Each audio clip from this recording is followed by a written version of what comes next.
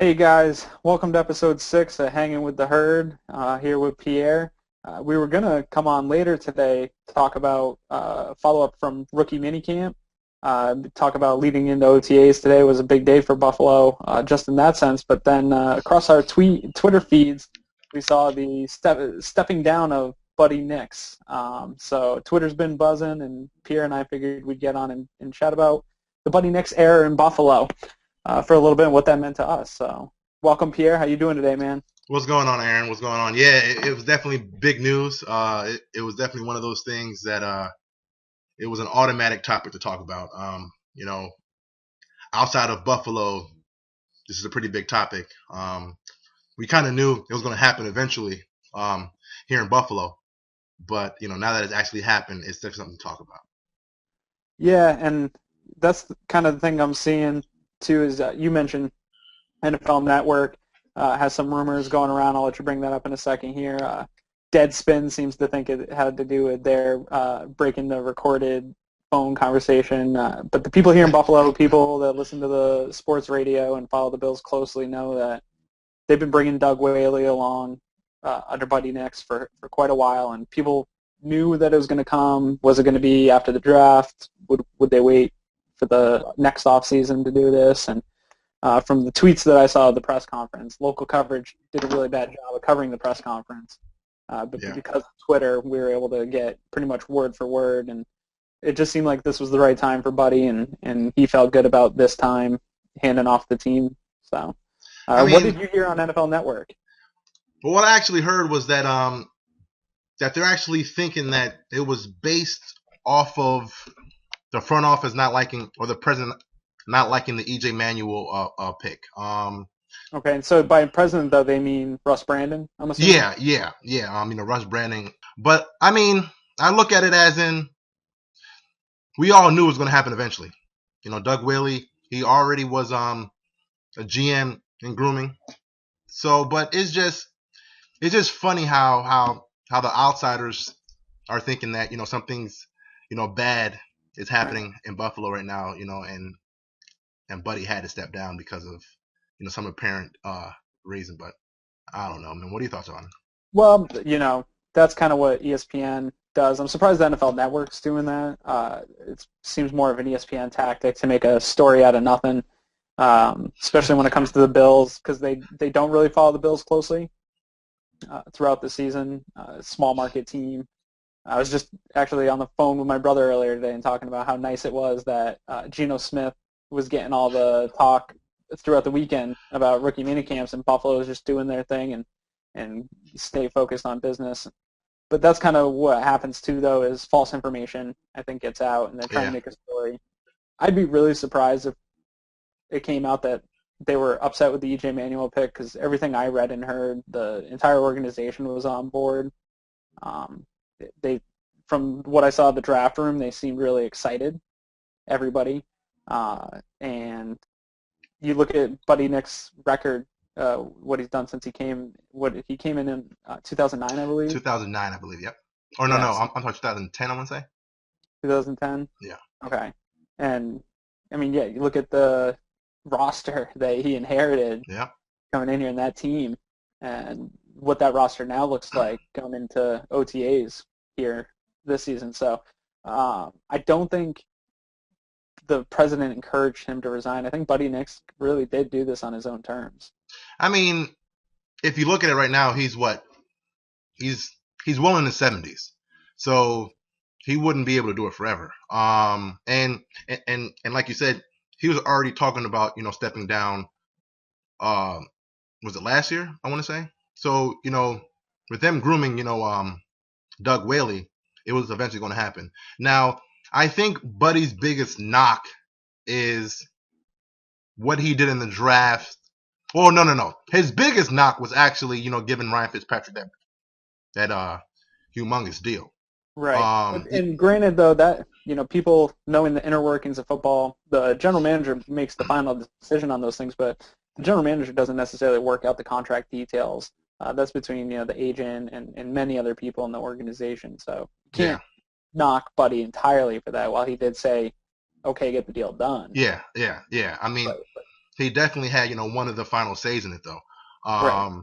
Another thing with Buddy that most fans are actually talking about is the fact that every pick outside of not every pick, but majority of the picks outside of the first round haven't really stepped up. Like fans can nitpick though. You know what I mean? Like fans know how to say, well, we passed on, or for example, instead of us getting Brian Orakpo, we got Aaron Maben, or instead of getting Rob Gronkowski, we got Terrell Troop. So I Sure. mean, what I The mean? the Maven one though, that was a Duran era Oh pick. yeah, yeah, You yeah, know, yeah, yeah. I'm sorry about that, but it's just in the same niche though. sure. How We took Aaron Williams instead of Colin Kaepernick. exactly. Yeah, yeah. So we can go on and on with that, but I think just like you said in the beginning, is that our roster now, our personnel now, is a lot better than it was when Buddy Nix wasn't here. Absolutely. And So you can sit there and nitpick the picks that he made. He made some gutsy picks. We had Fred Jackson and Marshawn Lynch, and he went ahead and took C.J. Spiller. yep, And granted, Marshawn Lynch is an All-Pro running back for Seattle, but the fit in Buffalo just wasn't working. He didn't want to be here. The fans were kind of getting sick of him. C.J. Spiller steps in. This kid's going to carry the franchise for the I next mean 5 to 10 years. definitely. So great pick. Did we need a running back round one with that early pick? No, it wasn't the biggest need on the roster, but everyone's really excited about that now. You can really nitpick any GM's late round picks. Nobody knew Tom Brady was going to be Tom Brady. You don't strike lightning in a bottle every day, every That's time you true. come through the draft. That's true. Um, That's true.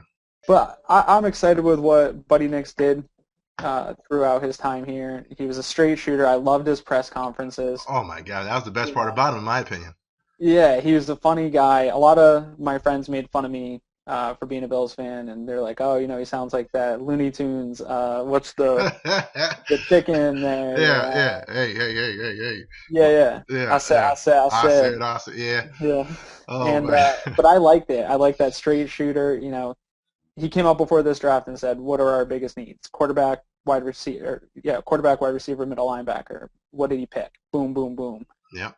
Yep. He really didn't mislead the organization and brought a little bit of that back to us from the Donahoe era, which was a terrible, terrible time for Bills Horrible fans. error. I mean, I think one of the knocks though is that he waited so long to get an actual quarterback. Now, who were all the quarterbacks that he actually drafted? Yeah, Levi Brown. Okay, yeah, I think he Brown and brought in. okay, okay. So, I mean, I don't know, man. I mean, I kind of hope. Well, it's saying here that he's going to stay on board as a special assistant. Whatever that means. Right, and that's another thing. He's not actually leaving, so that I think that also takes away a little bit from that rumor that anyone in the organization is upset with him because he is staying. Basically, the way I see it, they haven't announced it officially. Is he and Doug Whaley are switching roles essentially because Okay. Whaley was the assistant GM, and now I think Buddy's going to step into that assistant role. Now, are you happy with him stepping down and us moving forward with Doug Whaley, or are you still kind of like I don't know about it? I love Doug Whaley. Since the second they brought him in, um, from the first interview I heard, I couldn't wait for him. As much as I did like Buddy Nix, I couldn't wait for Doug Whaley to get his chance. All football insiders, if you will, are really big on the guy. They say he's a football mind. He understands the business. And if you look at what the organization has done throughout the last year, getting rid of Gailey, moving Ralph out of the day-to-day operations, putting Russ Brandon and Doug Marone, and bringing in younger guys, Mike Pettin, Nate Hackett. Now we got a younger GM.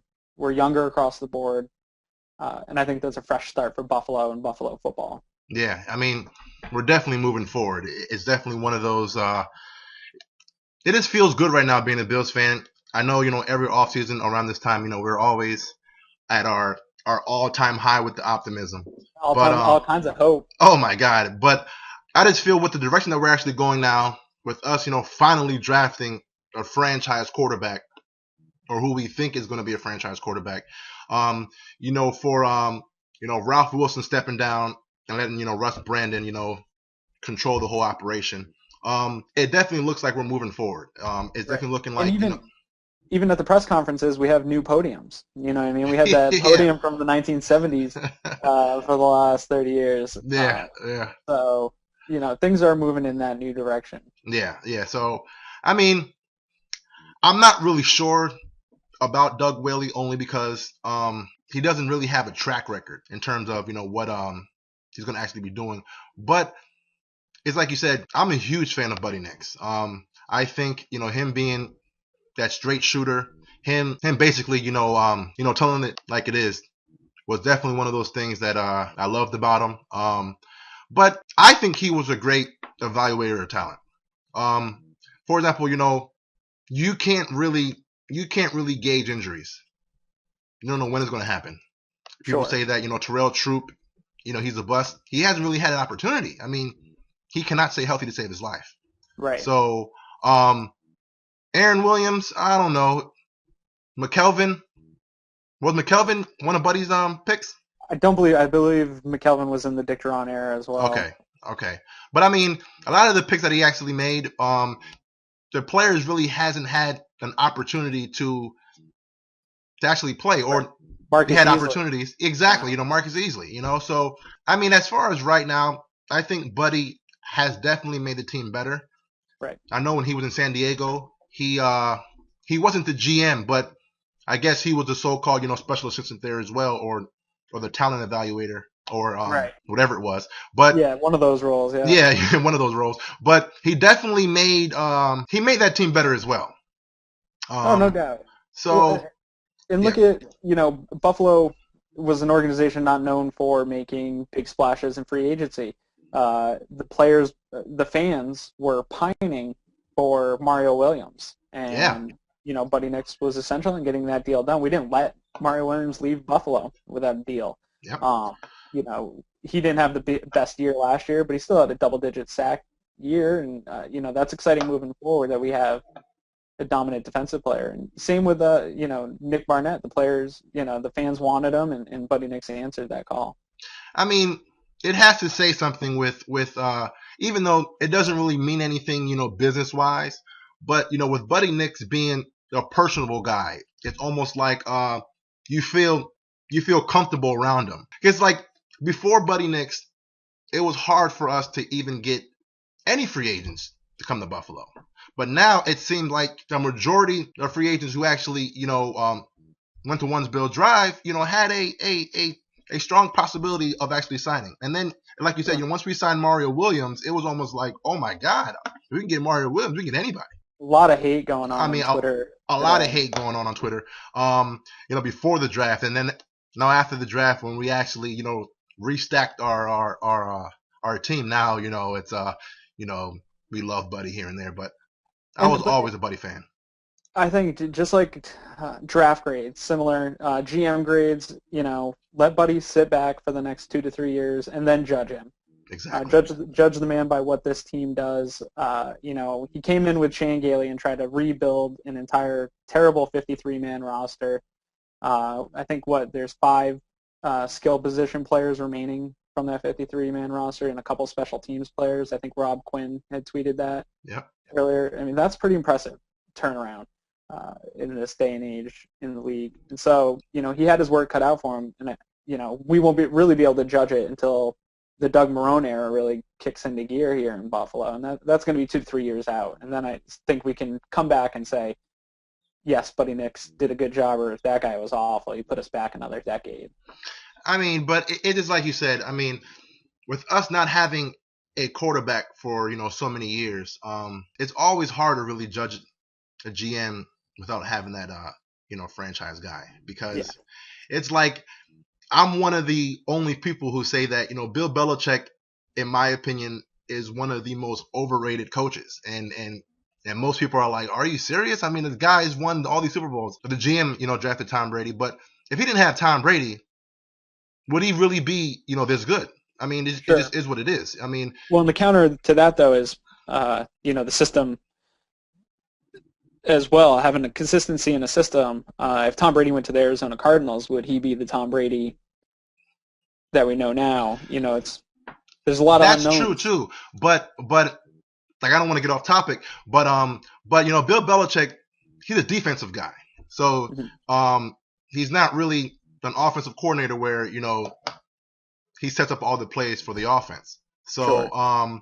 but I mean, it's like I said, Buddy Nix, in my opinion, he made our team better. So that alone, he gets a good grade on that. Yeah, and I think to hit on something that you had talked about earlier, I think the one place you can knock Buddy Nix uh, is the way they handled the Fitzpatrick deal, cutting Fitzpatrick a deal mid-season on a so-so season. I know that we had a winning streak going on that year, and then they cut him the deal, and everything kind of went downhill Yeah. the second that deal was signed, it seems. So that's the one place I would give Buddy Nix, a negative, in my opinion, that But he did that too early. would you actually blame him though? I mean, okay, we haven't had a franchise quarterback since Jim Kelly. All right. So now, we're trying to search for this guy, and Ryan Fitzpatrick, even though he wasn't an elite quarterback, but at the time he was making plays, but his contract really wasn't like a major contract. I think he was making what, about $7 million a year on the contract, which is an average, starting quarterback salary. Um, so he was just paying him, starting quarterback money. So the quarterback situation being as bad as it was, Ryan Fitzpatrick, he was holding down the fort for a little bit, and then like you said, after the contract, he went downhill from there. But Buddy Nix, wouldn't have known that, Sure, sure. you know what I mean? But I think So for me it was, that timing. Um, yeah, Extending the contract mid-season like that. I don't like any time that type of deal gets done. mm-hmm. Secondly, even after the contract was extended, they were talking about always getting another quarterback. The quarterback of the future Yeah, was a guy they were going to bring in and mold.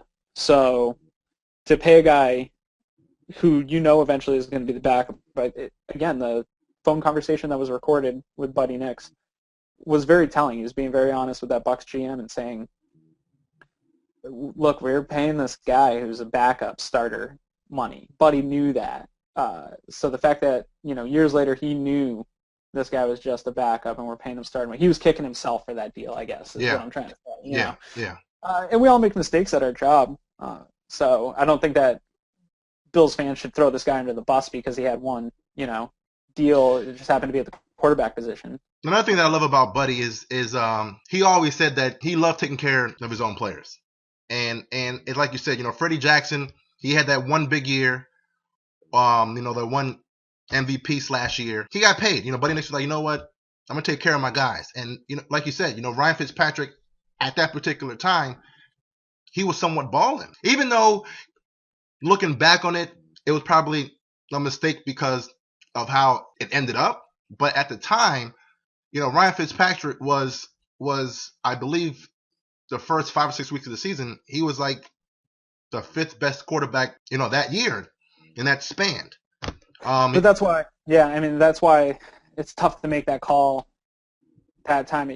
Anyone can have a good month in the NFL. Yeah. So that's the thing for me, that it is tough to have a contract extension like that come through that early in a season. But then, like, another thing too, though, Aaron, I'm sorry to cut you off, or was it his last year of his original contract? You know what I mean? It may have been, but I do think they could have worked out a deal at the end of the season. I think it was surprisingly early that they cut the deal. Yeah, but at the same time, it's like you kind of never know. It's kind of like the draft. Like, you pick a player that you want to pick, not knowing what the outcome's going to be. Sure. It's like, I'm not saying that I would have did what Buddy did, but I wouldn't crucify him either, because at the same time, you don't really know. Like, for example, if Ryan Fitzpatrick ended up having a monster season, the Titans, for example, probably would have paid him, big money at the end of the season, or Andy Levitri, who signed this, mega deal. Most people would have thought, okay, we don't need to sign Andy Levitri during the season. We can sign him after the season, knowing the guy got overpaid, tremendously. So, that's one of the reasons why, teams end up signing players, like midway through the season because of the fact that they don't know for a fact that they'll be able to do it, at the end of Sure, the sure. season. So I mean, though, the difference is again, it comes back to talent evaluation, that's true. which I do think the Bills have been pretty good at lately. But coming in, Fitzpatrick was a career backup, a really solid career backup, Mm-hmm. and they tried to build the offense around him, and he handled it fairly well for those, like I said, that 1 month. But you knew what you were getting with Ryan Fitzpatrick. He was limited. He was not the quarterback of the future for the organization. I think all the fans knew that as much as everyone was pulling for him. Yeah. And with a guy like Levitri, he came in right out as a draft pick and really just, played consistent throughout his time here. And so we knew he wanted to test the free agent market. Bills weren't really going to be able to get a deal done. He said publicly he wanted an offer from the Bills, but the Bills knew that offer was going to be far too high Yeah. than what they were willing to pay for the guard position. But I agree, yeah, you can't knock Buddy for one quarterback contract. And like I said earlier, a lot of other people had roles to play in that contract. It wasn't just Buddy. Yeah. I mean, exactly. I mean, I don't know. I know. Freddie Jackson was somewhat a career backup running back until he blew up. But I do think Chan Gailey was a big part of Ryan Fitzpatrick getting that money. I mean, as we all know as Bills fans, Chan Gailey loved Ryan Fitzpatrick. He loved how smart he was, and I think fans kind of forget that before Chan Gailey, our offense was horrible. I mean, we could not move the ball at all, and then all of a sudden, Chan Gailey came in, the guy who Buddy Nix brought in, and absolutely revamped our offense. And now for a large period of time, we had one of the most explosive offenses. Yes, they kind of caught up eventually, and teams they kind of figured us out that we're We're going to just run going a to screen screen. Yeah, pass. And, yeah. we're going to screen every other play. But I mean, our offense definitely changed with Ryan Fitzpatrick as our quarterback. So it's like I said, it's nitpicky, for fans to be like, okay, he messed up on the Ryan Fitzpatrick deal. Sure. They're kind of forgetting of all the circumstances we were in, prior to that deal.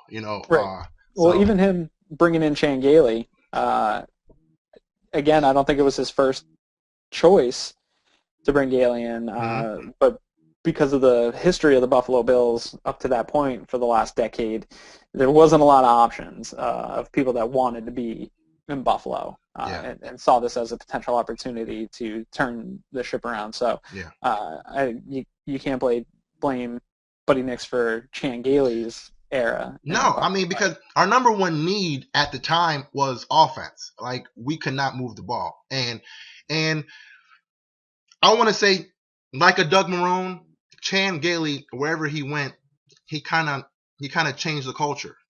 Even when he was the offensive coordinator for the Cowboys back in the day, the offense was actually moving. And then in Georgia Tech, he changed that offense. He was always known for his offense. At that particular time, the Bills needed the offensive juggernaut. And at the time, he was the guy. So I think Buddy Nix. I think he kind of fell into the job just because nobody else was going to take it. Yeah. They tried to bring in Shanahan. They tried to contact big name coaches and Bill Cowher and no one was interested in taking the Buffalo Bills job, and that's understandable at that time. But moving forward into this roster that we have now, like I said, I think Buddy Nix is really going to be judged on the next 3 years. He said in his press conference, I believe, too, like he's really excited about this coaching staff and the things that are put in place, and that's why he feels comfortable walking away now. You alluded to something that's really important to me in the Buffalo Bills franchise now is taking care of your own and drafting people. You see what Miami did this year, and that's really exciting to see all the signings coming through and making moves on your team, but no one wins a Super Bowl. No one wins Super Bowl through free agency, right, in May. You look at the way the Packers and the Patriots have built those organizations over the past few years, and it's been through the draft and signing your own guys and not overpaying your own guys, letting guys walk when it's time to. Yeah. And I think Buddy Nix has been able to really bring that type of culture to Buffalo in the front office organization. Yeah. Yeah. I mean, it's true. It's true. But it's just like it's like I said before, like teams like the Packers and Patriots, it gets a lot easier being a general manager whenever you have that franchise guy, running the show. But right. I think as of right now, Bills fans are ecstatic. I mean, we went into the offseason not really knowing what our offense is going to be, not having a quarterback, us, signing, Kevin Cobb, who has proven that, he's able to run a team, when healthy. We had no receivers. Brad Smith was never really known as being a number 2 guy or even a receiver in general. Right. And TJ Graham, where we go into the offseason and absolutely revamp our whole entire team. So that right there, Buddy Nix should get, kudos with that. I'm actually curious to know is, did Doug Willie even have a part in this offseason? Like, what was his say in it? Was he one of the main guys who was actually making, most of the moves, and Buddy was just, signing off on it? From my understanding of it, I do believe that's how the last few years have been. I think everyone in the organization really respects Doug Whaley and respects his opinion on every move that comes across the GM's desk. And I think he and Buddy Nix have a great working relationship where they've really been on the same page with all these deals that have occurred throughout this era. So I think he has been a major part of the offseason, the past couple offseasons, right? Somebody said it really well, actually, on Twitter earlier when I was checking out all the stuff coming through, and because everyone gives him such a hard time about not drafting that franchise quarterback. And they said, well, Buddy Nix finally drafted his franchise quarterback, drops Mike, and walks off stage. Now it's time for him to just sit back and see how this works out. He put the coaching staff in. He brought in some free agents. He's done his part of turning this organization around. Now sit back, play some shuffleboard, and see what this franchise does. Buddy Nix, he stuck to his guns. He stuck to the draft. He stuck to building the players that he personally brings in, but he's also not one of those GMs who has an ego that said, you know what, I'm going to keep, my guy no matter what. Kelvin Shepard is a prime example. Him still being on the staff is huge because he has a boatload of experience where Doug Whaley, he's still learning. I mean, he's never been a GM before. Yes, he's been the assistant for a few years, but he never ran the helm before. So right. I think that, with Buddy Nix, still being on board is definitely going to help out the Bills in the long term. I completely agree. I think Buddy Nix is still going to be a major part as the assistant GM, just like Doug Whaley was. I really don't think he is going to walk away and just play shuffleboard all the time. But I do think we're nice, though. Right? Good for him, right? Yeah. I do think we're going to be in good hands with Doug Whaley. I have all the confidence. The way I've heard him speak, I've heard a lot of his interviews. I've followed him pretty closely. The guy knows football. He knows player personnel stuff. I think Russ Brandon's job's on the line with Ralph handing him over the keys, so I don't think he'd put Doug Whaley in charge. And again, this is all we're just assuming from what the Bills have done and the way this is. They haven't officially said Doug Whaley's the guy. I think they came out and said today during the press conference that this is Buddy's day, and they'll announce sometime in the near future what the plan is.